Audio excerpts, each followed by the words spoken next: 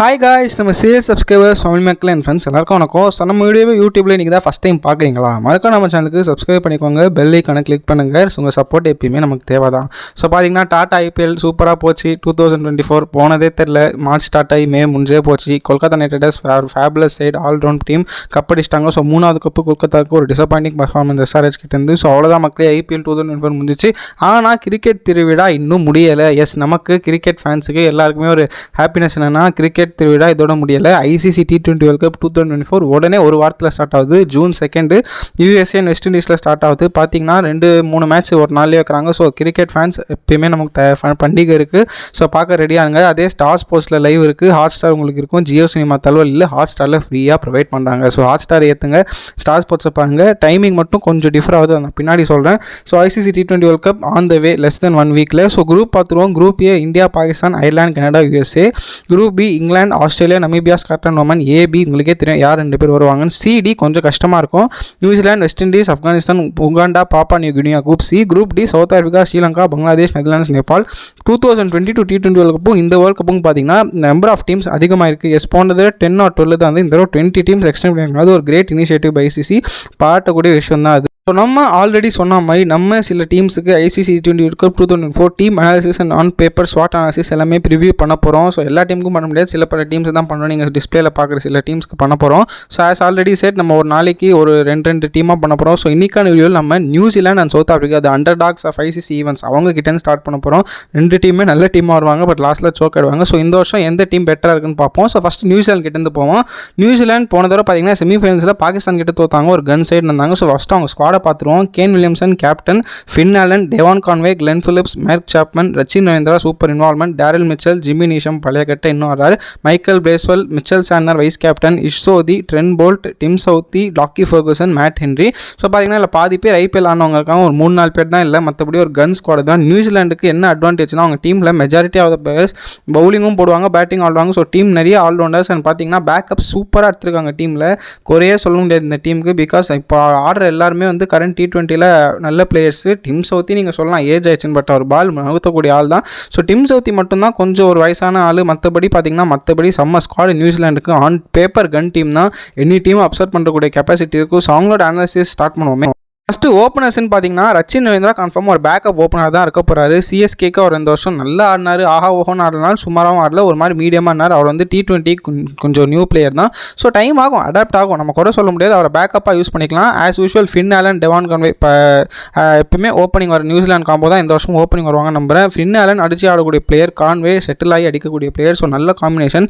2 பேருமே அக்ரெசிவாக போனோம்னா கான்வே உட்கார வச்சுட்டு ரச்சின் ரவீந்திரா ஃபின் ஆலன் போகலாம், பட் அவங்க அதை பண்ண மாட்டாங்க. So Devon Conway Finn Allen opening partnership ஒரு 50-60 அஷ்டா போதும். ஃபின்னால் செட்டில் ஆகிட்டு அடிச்சு கொடுத்துருவாரு. ஸோ மிடில் ஆர்டர் பக்கம் போனோன்னு பார்த்தீங்கன்னா டேரல் மிச்சல் ஓப்பனிங் வர மாட்டார். எஸ், அவர் சிஎஸ்கே யூஸ் பண்ண மாதிரி 1 டவுனில் யூஸ் பண்ணலாம். கிளென் பிலிப்ஸ், கேன் வில்லியம்சன் இருக்காங்க. ஸோ ஒரு கன் மிடில் ஆர்டர்னு சொல்ல முடியாது கூட, பவர்ஃபுல் மிடில் ஆர்டர்னு சொல்ல முடியாது கூட, ட்ரஸ்டபிள் மிடில் ஆர்டர். டேரல் மிச்சலும் சரி, கிளென் பிலிப்ஸ் சரி, கேன் வில்லியம்சன் சரி, 3 பேருக்கிட்டையும் இருக்கிற ஒரே வீக்னஸ் அவங்க டைம் எடுத்து தான் ஆடுவாங்க. இந்த பால் அட்டாக் பண்ண மாட்டாங்க. பட் கேன் வில்லியம்சன் T20ல அந்த அளவுக்கு ஃபார்ம்லேயே இல்லை. அவர் என்ன பண்ண போகிறான்னு தெரியல. கேப்டனாக நல்லா லீட் பண்ணுவார், பட் பேட்டிங் பார்க்கணும். கிளென் பிலிப்ஸும் ஐபிஎல்ல ஒரு மேட்சும் ஆடல. ஸோ லேக் ஆஃப் பேட்டிங் கொஞ்சம் ஒரு கன்சர்ன், பட் ஒரு gun player, all rounder, wicket keeping bowling பண்ணுவார். டேரல் மிச்சல் நம்புறேன். ஸோ மிடில் ஆர்டரில் யாராவது 2 பேர் கிளிக்கான நியூசிலாந்து கன் டீம் தான். ஃபினிஷிங்குக்கு அவங்க யார் எடுத்திருக்காங்க பார்த்தீங்கன்னா மார்க் சாப்மன், அதுக்கப்புறம் ஜிம்மி நீஷம். என்னங்க சொல்கிறது, கடந்த 10 வருஷமாக நியூசிலாண்டுக்கு எல்லா டோர்னமெண்ட்லையும் ஆடுறாரு, பர்ஃபார்மும் பண்ணுறாரு. பாவம் ஒரு கப்பு கூட அடிக்க முடியல, ஒரு மாதிரி சேட் ஸ்டோரி தான். பட் அவர்லாம் ஜாலியாக கிரிக்கெட் ஆடக்கூடியவர். So Jimmy Neesham with the bat, the ball with the bat, செம்ம டெட்லி பிளேயர், ஃபினிஷிங் முடிச்சு கொடுப்பார். மார்க் சாப்மன் ஒரு யங்ஸ்டர், ஹாங்காங்லேருந்து இங்கே வந்து செட்டில் ஆடுறாரு, சூப்பர் பிளேயருங்க. ஆள் தான் பார்க்குற சீரிஸ், பட் பட்டாஸ் மாதிரி ஆடுவார். ஸோ ஃபினிஷிங் செம்ம டெப்த்து, 2 லெஃப்ட் ஹேண்டர்ஸுமே அடிச்சு ஆடுவாங்க. New Zealand's key player to watch out for. பேட்டிங்கில் நான் கன்ஃபார்ம் இந்த வருஷம் வந்து கேன் வில்லியம்சன் சொல்லுவேன்னா, பவுலிங்கில் மைக்கேல் பிரேஸ்வெல் சொல்லுவேன். ஒரு ஆல்ரவுண்டர், செம்ம ஆல்ரவுண்டர். இந்த வருஷம் ஐபிஎல்ல அவர் எடுக்கலை, பட் செம்ம கேலிபர் கூடிய player. Batting, bowling super player, ஃபீல்டிங்கும் கன் பிளேயர். ஸோ அவர் மேலே ஒரு கண்ணு வைங்க, செம்ம பிளேயர். அந்த சைடு ஸ்பின்னர்ஸ் பார்த்தீங்கன்னா மிச்சல் சாண்டர் அண்ட் இஷ்சோதி மோஸ்ட்டாக பிளேயிங்கில் நான் ஸ்டார்ட் பண்ண மாட்டான்னு தான் நினைக்கிறேன். ஒரு மேபி ஒரு பேக்கப்பாக இருக்கலாம். லெக் ஸ்பின்னர்ஸ் ஃப்ளாட் ட்ராக்ஸில் யூஎஸ்ஏ வெஸ்ட் இண்டீஸில் தேவைப்படலாம், யூஸ் பண்ணுவாங்க. பட் சாண்டர் உங்களுக்கே தெரியும், வைஸ் கேப்டன், சூப்பராக 4 ஓவர் 20 எக்கனாமிக்காக போட்டோம், 20-35 ரூபா. So Santner gonna be key with Bracewell. Fast bowling பற்றி பார்த்தீங்கன்னா இந்த 20 அண்ட் அண்ட் ட்ரெண்ட் டீம் அவ்வளோதான். இந்த காம்போ அடிச்சிக்க யாரே கிடையாது ஓடிஐயில். பட் T20 அப்படி கிடையாது. டிம் சவுத்திக்கு பால் ஸ்விங் ஆனால் தான் உண்டு, இல்லைனா அவர் அடிச்சு கொடுத்துருவாங்க. But Trent Boult is as always dangerous. அவர் எந்த இதில் நீங்கள் ஆட விட்டாலும் பவர் பிளே சூப்பராக போட்டார். ஐபிஎல்ல நீங்கள் ராஜஸ்தான் ராயல்ஸ்க்கே பார்த்துருப்பீங்க, சூப்பராக போட்டார். ஸோ ட்ரெண்ட் போல்ட் அவரோட ஓப்பனிங் ஸ்பெல் தான் நியூசிலாந்து பவுலிங் தான் கடவுள். ஏன்னா அவருக்கு ஸ்டார்ட் பண்ணுறக்கூடிய ஸ்பெல் தான் பின்னாடி பவுலர்ஸ் எடுத்துன்னு போனோம். ட்ரெண்ட் போல்ட் தவிர டெட்லி பவுலர்ஸ்னு சொல்லக்கூடிய அளவுக்கு இல்லை. ஸோ ட்ரெண்ட் போல் தான் எக்ஸ் ஃபேக்டர் ஃபாஸ்ட் பவுலிங்கில். சவுத்தி ஆடுவாரான்னு தெரில. ஆன் த சைடு அவங்களுக்கு பேக்கப்ஸ் பார்த்தீங்கன்னா mat Henry and Lockie Ferguson. Mat Henry ஒரு இன்னும் அவுட்டாக போடுவார். அவரும் டிம் சவுத்தி மாதிரி பால் ஆங்கிள் ஆச்சு, மூவ் ஆச்சு, சீம் ஆச்சுன்னா ஒரு டெட்லி பிளேயர், இல்லைனா அவரையும் அடிச்சிருவாங்க. லாக்கி ஃபெர்குசன் கிட்ட வெரைட்டி இருக்குங்க. பவுன்சர் போடுவார், 140 150 போடுவார், திடீர்னு ஸ்லோயர் ஒன் போடுவார், ரொம்ப ஸ்லோயர் ஒன் டிசெப்டிவ் பண்ணுவார். ஸோ லாக்கி ஃபெர்குசன் எனக்கு தெரிஞ்சு ஒரு ட்ரஸ்டபுள் தான். நீங்கள் ஆர்சிபி வச்சுலாம் அவரை பார்க்கக்கூடாதுங்க. அவர் அப்பனா கூட 50 ரன் ஒரு மேட்ச் தான் கொடுத்தார். So more then Matt Henry I would be happy for Lockie Ferguson be place. அவ்வளோதான் நியூசிலாந்து டீம் பற்றி. ஸோ அவங்களோட ப்ரெடிக்டர் பிளேயர்லாம் எப்படி இருக்கும்னு நான் சொல்கிறேன். உங்களோட பெஸ்ட் நியூசிலாந்து ப்ரெடிக்டர் பிளேயிங்லாம் கமெண்ட் செக்ஷன் சொல்லுங்கள். இது கரெக்டாக இல்லைன்னு நீங்கள் சொல்லலாம். Finn Devon Conway opening, Conway confirm wicket keeping. 1 down நான் டேல் மிச்சல் ப்ரிஃபர் பண்ணுறேன். Captain Kane Williamson 2 down. Glenn Phillips, Jimmy Neesham, Mitchell Santner finishers. Michael பிரேசலும் பேட்டிங் ஆடுவார். அதுக்கப்புறம் பவுலிங்கில் பார்த்தீங்கன்னா Tim Southee or Matt Henry, but எக்ஸ்பீரியன்ஸ்னால Southee. Trent Boult, Lockie Ferguson. இப்படி தான் அவங்க பிளேயிங்கில் ஒன்று இருக்கும். 6-7 பவுலர், 8 பேட்ஸ்மேன், செம்ம டீமாக இருக்குது நியூசிலாந்து. ஸோ ஆன் பேப்பர் நான் இப்போவும் சொல்கிறேன், நியூசிலாந்து ஒரு கன் டீம் தான். என்ன கேட்டிங்கன்னா அவங்க கன்ஃபார்ம் செமிஃபைனல் போகக்கூடிய அளவுக்கு கெப்பாசிட்டி இருக்குது. So my ratings for New Zealand out of 10 பார்த்தீங்கன்னா 7.5 தரேன். நல்ல டீமு. T20 அந்த அளவுக்கு அடாப்ட் ஆகலாம், நல்ல பிளேயர்ஸ் வச்சுருக்காங்க. ஸோ என்னை பொறுத்த வரைக்கும் செமிஃபைனல் கால் வாங்கன்னு சொல்கிறேன். தட் நோட் சவுத் ஆஃப்ரிக்கா பார்ப்போம். சவுத் ஆஃப்ரிக்காவும் பார்த்தீங்கன்னா ரீசன்ட் சைட்ஸில் டெட்லி டீமாக இருந்திருக்காங்க. பட் 2022 T20 வேர்ல்ட் கப் செம்ம சோக் ஒன்று பண்ணாங்க. நெதர்லாந்து கிட்ட போய் தோத்தாங்க. ஆர்எல்ஸ் அவங்க தான் பிளான் ஸ்டேபிளில் ஃபஸ்ட்டு முச்சி செமிஃபைனல் குவாலிஃபை இருப்பாங்க. ஸோ போன வருஷம் குவாலிஃபை ஆகல, இந்த வருஷம் வெறியோடு வருவாங்க. அவங்க டீம் பார்ப்போம். Aiden Markram captain, Reeza Hendricks, Tristan Stubbs, Ryan Rickelton, Quinton de Kock 2 ஹைஸ்னி Klaasen 3 keepers, David Miller, Marco Jansen, Keshav Maharaj, Tabraiz Shamsi, Bjorn Fortuin, Anrich Nortje, Gerald Coetzee, Kagiso Rabada, Ottniel Baartman. So இவங்க team பார்த்தீங்கன்னா deadly batsman நிறைய இருக்காங்களே தவிர bowlers அந்த அளவுக்கு deadly கிடையாது. S நீங்கள் ஒத்துந்தானும். ககிசோ ரபாடாவும் சரி, ஆண்ட்ரிக் நார்காவும் சரி, அந்த அளவுக்கு இந்த வருஷம் ஐபிஎல்ல ஜொலிக்கல. ஒரு மாதிரி அவுட் ஆஃப் ஃபார்மில் தான் இருக்காங்க. ரபாடாவது ஏதோ ஸ்லோயர் ஒன் போட்டு போச்சிடலாம். நார்கியாலாம் ஆட்சாலே போட்டாலே அடிக்கிறாங்க. ஒட்னேல் பார்ட்மன் அந்த அளவுக்கு பார்த்ததில்ல. SA20 நல்லா போடுவார். பட் வெஸ்ட் இண்டீஸ் யூஎஸ்ஏ பிச்சருக்கு சூட் ஆகாமல் தெரியல. ஸ்பின்னர்ஸ் பார்த்தீங்கன்னா கன் ஸ்பின்னர்ஸ்ங்க. இந்த இப்போ ஜான் ஃபார்ட்ஸும் உங்கள் நிறைய பேருக்கு தெரியாது. பால் ராயல்ஸ்க்கு சூப்பராக போடுவார். Shamsi Maharaj okay. மற்றபடி கடப்பார batting one of the best batting இந்த வேர்ல்ட் கப்னே இவங்க தான் சொல்லுவேன். ஸோ ஃபஸ்ட்டு ஓப்பனர்ஸ் கிட்டேருந்து போவோம். குவிண்டன் டிகாக் பார்த்தீங்கன்னா ஐபிஎல்ல சுத்தமாக பேட்லேயே படல, ஒன்றுமே படல.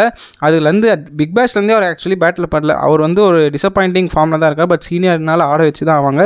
But I prefer Ryan Rickelton with Reeza Hendricks. But அவங்க பண்ண மாட்டாங்க. ரயான் நிக்கல்டன் பார்த்தீங்கன்னா லாஸ்ட் 1 இயரில் சூப்பராக ஆடுறாரு.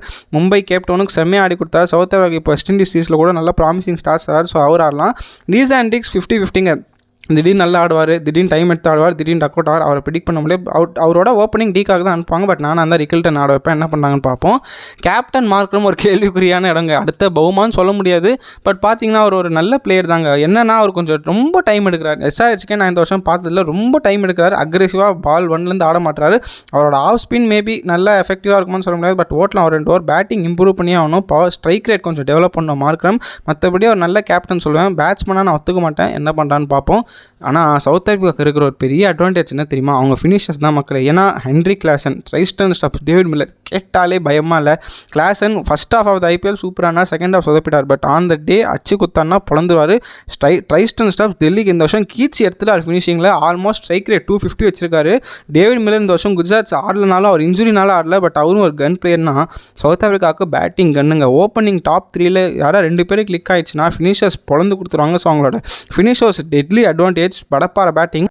பவுலிங் தாங்க ரொம்ப வீக்காக இருக்குன்னு நான் சொல்லுவேன் சவுத் ஆஃப்ரிக்காக்கு. ஏன்னா அவங்க ஃபாஸ்ட் பாலர்ஸ் யாருமே அந்த அளவுக்கு T20 ஃபார்மேட்டில் அவ்வளோ எஃபெக்டிவாக கிடையாது. இந்த ஒட்னேல் பார்ட்மன் SA20 நல்லா போகிறாரு. பட் சவுத் ஆஃப்ரிக்காவுக்கு இப்போ வெஸ்ட் இண்டீஸ் சீரீஸில் ஆடினார்.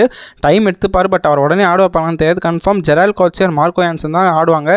ஜெரால் காட்சியுமே 4 ஓவர் 45 ரன் கொடுத்து 2 விக்கெட் எடுக்கிற ஆள் தான். மார்க்கோ யான்சன் ஸ்விங்கு கிடச்சா எல்லாம் போடுவார், இல்லைனா மாட்டிப்பார்.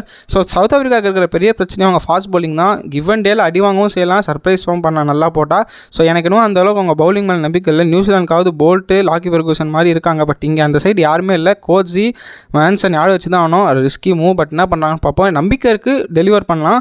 பட் ரொம்ப ரொம்ப கோலைக்கிடமான விஷயம் ஆண்ட்ரிக் நார்க்கியா ககிசோ ரபாடா பார்த்தீங்கன்னா இந்த வருஷம் பஞ்சாபுக்கு சுத்தமாக ஒன்றுமே இல்லை. 2020-21 டெல்லிக்கு எப்படி போட்டாரோ அந்த ஃபார்ம் அப்படியே போயிடுச்சு. பார்த்தீங்கன்னா ரபாடாவுமே இப்போ ஈஸியாக அட்டாக் பண்ணுறாங்க. அவர் கொஞ்சம் லைன் அண்ட் லென்த் மாற்றி நல்லா போட்டால் உண்டு. நார்க்கியாலாம் போட்டாலே அடிக்கிறாங்க. என்னன்னு தெரியல, இன்ஜுரியிலேருந்து மனுஷன் அந்த பழைய ஃபார்மில் இல்லை. ஸோ அவர் கன்ஃபார்ம் பெஞ்ச் தான் பண்ணுவாங்க.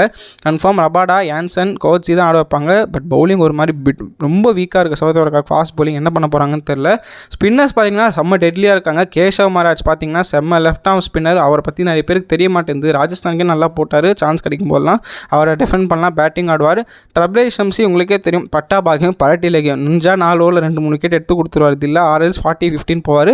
பட் நான் இந்த ஸ்பின் டுவோ நல்ல ப்ராமிசிங் டுவோன்னு தான் சொல்லுவேன். ஆன் பேப்பர் நல்ல ஸ்பின்னர்ஸ் தான். இவங்களுக்கு பேக்கப்பாக ஜான் ஃபார்ச்சூன், அவரும் நல்ல பிளேயர் தான்.